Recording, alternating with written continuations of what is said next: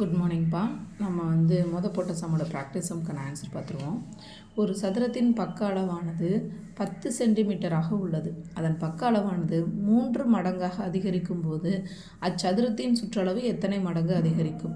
இப்போ பக்கத்தை நான் ஏன்னு எடுத்துக்கிறேன், அது 10 சென்டிமீட்டர். இப்போ இதுக்கு நான் சுற்றளவு கண்டுபிடிக்கிறேன் 4A. அதாவது 4 பக்கத்தையும் என்ன இருக்கோ அதை அப்படியே கூட்டிடலாம். சதுரத்துக்கு எல்லா பக்கத்தோட அளவும் சமங்கிறதுனால 4 × 10 =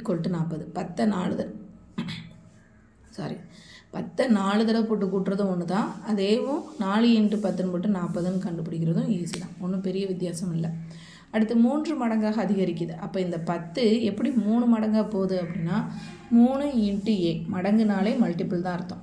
அப்போ 3 × A 30, அதாவது 3 × 10 30. ஸோ இந்த 30 A அதிகரிச்சிருச்சு, 3 மடங்காக அதிகரிச்சிருச்சு. அப்போ இதோட சுற்றளவு எந்த அளவுக்கு அதிகரிக்கும் அப்படின்னா 4 × 30 = 120. ஏற்கனவே 40 இருக்கிறது 120 அதிகரிக்குது. அப்போ இதுவும் 3 மடங்கு. அப்போ சதுரத்தை பொறுத்த வரைக்கும் பக்கம் எத்தனை அளவு அதிகரிக்கிறதோ அதே மாதிரி சுற்றளவும் அதிகரிக்கும். அடுத்து நம்ம பார்க்க போகிறது பாருங்கள், இன்னொரு ஈஸியான சம்மு, ஆனால் ஒரு கூட்டு வடிவத்தில் இருக்கக்கூடிய சம்மு, அதுவும் ஒரு சுற்றளவு தான். ஸோ சுற்றளவுனா நான் ஏற்கனவே சொல்லிட்டேன், ஒரு பாயிண்ட்லேருந்து நம்ம கிளம்புறோம், அப்படியே இது எல்லாத்தையும் சுற்றி வரும், சுற்றி கடைசியிலே அதே பாயிண்ட்டை ரீச் ஆகிறோம். இதுதான் சுற்றளவு. ஓகேங்களா? அதே மாதிரி பொதுவாக அந்த வேலி அமைக்கிறது கணக்குக்கெல்லாம் கண்டிப்பாக சுற்றளவு தான் கண்டுபிடிக்கணும். 2 சென்டிமீட்டர் பக்க அளவுள்ள ஒரு சதுரமானது 15 சென்டிமீட்டர் நீளமும் 10 சென்டிமீட்டர் அகலமும் கொண்ட ஒரு செவ்வகத்துடன் இணைக்கப்படுகிறது எனில் கிடைக்கும் அக்கூட்டு வடிவத்தின் சுற்றளவு என்ன? இப்போ ஒரு சதுரம் நான் இருக்குது, ஒரு தகடு இருக்குது, அதே மாதிரி ஒரு செவ்வகத்தில் என்கிட்ட ஒரு தகடு இருக்குது. ரெண்டத்தையும் நான் ஜாயின் பண்ணணும். அப்போ இந்த கார்னர் தான் ஜாயின் பண்ணணும், இல்லை ஏதாவது ஒரு சைடை தான் நான் சேர்த்துருவேன். ஸோ அப்போ எந்த பக்கம் சேர்க்குறேனோ அது ஓகே. நான் இங்கே இதில் இருக்கக்கூடிய இந்த அகலத்தோடு சைடு, இந்த நம்ம சொல்லுவோம் இல்லையா, அந்த இதில் நான் சேர்க்குறேன், லென்த்தை சேர்க்கலை. ஸோ அப்போ எனக்கு சதுரம் அப்படியே இருக்கும். இங்கே சதுரத்தோடு செவ்வகத்தை கூட்டும்போது சதுரத்தோட ஒரு பகுதியும் சேரும், செவ்வகத்தோட ஒரு பகுதியும் சேரும். அப்போ இந்த இடத்த நான் 2ன்னு சேர்க்க முடியாது. 2 தடவை இந்த 2க்கு போட முடியாது, ஒரு 2 தான். ஓகேவா?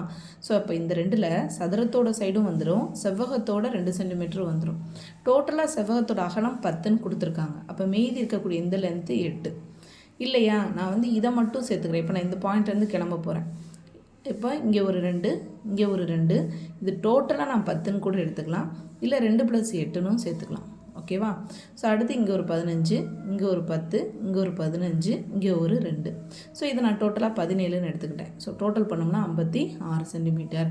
ஸோ இந்த மாதிரி ஷேப்ஸ் கொடுக்கும்போது நம்ம பயப்படக்கூடாது. கரெக்டாக சுற்றளவுனா எந்த வடிவத்தை கொடுத்தாலும் ஒரு பாயிண்ட்லேருந்து கிளம்பி எல்லா பக்கத்துலேயும் ட்ராவல் பண்ணி கடைசியில் அதே பாயிண்ட்டை ரீச் பண்ணுறதுக்கு வரதான் சுற்றளவு. ஓகே, இது உங்களுக்கான ப்ராக்டிஸ் சம்மு. 12 மீட்டர் பக்க அளவு கொண்ட ஒரு சதுர வடிவிலான வீட்டு மனையை சுற்றி வேலி அமைப்பதற்கு ஒரு மீட்டருக்கு 15 வீதம் ஆகும் செலவை கண்டறிக. டோட்டலாக எந்த அளவுக்கு செலவாகும் அப்படின்னு கேட்குறாங்க. ஓகே, இது சும்மா ஜஸ்ட் ட்ரை பண்ணுங்கள், இது ஒன்றும் பெரிய இதெல்லாம் இல்லை. ஒரு சதுரத்தோட சுற்றளவை கண்டுபிடிக்கணும், அதுக்கு வரக்கூடிய இப்போ ஒரு பேனா 10 ரூபானா 50 பேனா எவ்வளோன்னு கண்டுபிடிக்கிற மாதிரி ஒரு மீட்டருக்கு 15 ரூபா செலவு. அப்போ டோட்டல் நம்ம வரக்கூடிய சுற்றளவுக்கு வரக்கூடிய ஆன்சருக்கு எவ்வளோ ரூபாய் செலவழின்னு பாருங்கள். ஓகே, இதை ட்ரை பண்ணுங்கள், நாளைக்கு இதுக்கான ஆன்சர் பார்ப்போம். தேங்க்யூ. அதே மாதிரி இன்னொரு முக்கியமான விஷயம், இன்றைக்கி இருந்து அதாவது எனக்கு கணக்குனாலே என்னன்னே தெரியாது அப்படிங்கிறவங்களுக்காக நம்ம என்ன பண்ண போகிறோம் அப்படின்னா, ஈஸி மேக்ஸ் பேசிக் ரூல்ஸ் அப்படிங்கிற டைப்பில் அந்த நேமில் ஒரு வீடியோ போடுவேன். அதை நீங்கள் பழகுங்க. அதை பழக பேசிக் கான்செப்ட் உங்களுக்கு தெரிய வந்துடும். தேங்க்யூ.